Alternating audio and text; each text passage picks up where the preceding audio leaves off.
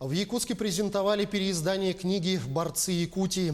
Сам оригинал под авторством спортивного журналиста Ивана Кычкина вышел ровно 50 лет назад, тиражом в 5000 экземпляров, и стал бестселлером среди спортивных сочинений.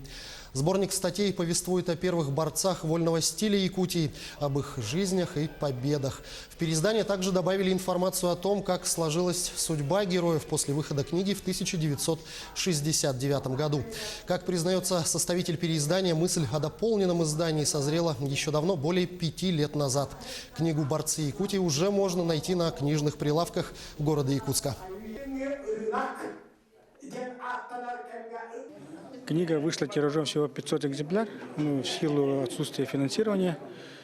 Книга была издана на собственные средства. И самое главное то, что книга вышла, да, и получила положительный отклик у любителей, у поклонников вольной борьбы.